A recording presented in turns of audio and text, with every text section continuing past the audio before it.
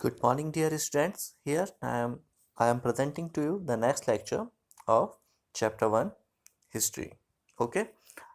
In our previous classes, we had discussed almost all the things which is given in the chapters. Okay.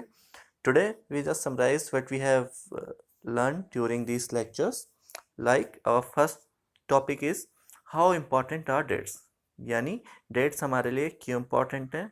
इसमें हमने कई चीज़ों को discuss करा कि किस तरह से जो पुराने हिस्टोरियंस हैं वो रिकॉर्ड्स को रखा करते थे, किस तरह से डिफरेंट सोर्सेस से वो इंफॉर्मेशन को पाया करते थे.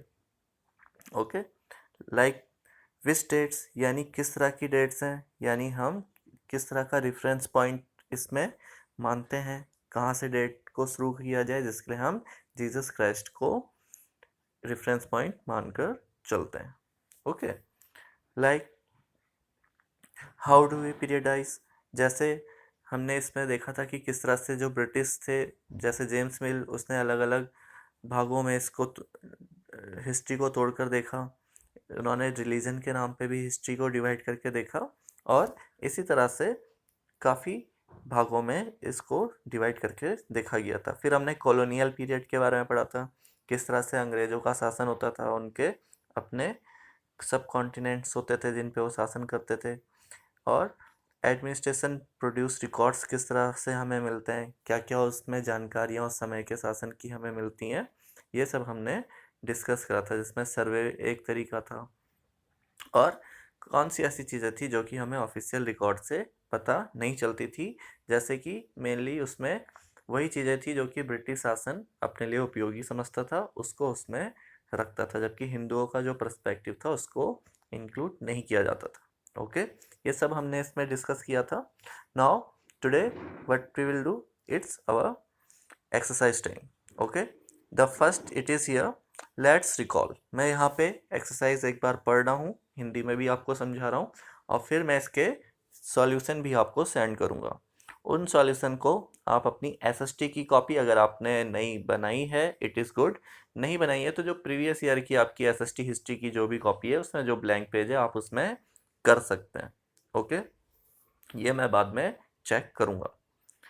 Now the first is state whether true और फॉल्स. यहाँ पे हमें ट्रू और फॉल्स बताना है. The first is James mill divided Indian history into 3 period, Hindu, Muslim and Christian. James Mill ने इंडियन हिस्ट्री को 3 भागों में डिवाइड किया था, हिंदू, मुस्लिम एंड क्रिश्चियन. क्या ये सही है या गलत? Official document help us understand what the people of the country think. Official document से हमें ये जानकारी भी मिलती है कि कैसे उस समय के लोग क्या सोचते थे. ट्रू और false? The British thought survey were important for effective administration.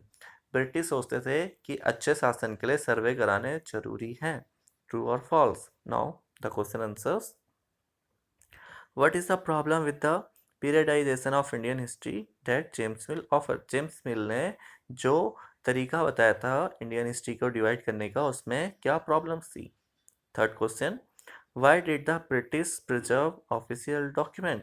यानी ब्रिटिश ऑफिशियल रिकॉर्ड को क्यों संभाल कर रखा करते थे? Question 4, how will the information historians get from old newspapers be different from that found in police reports.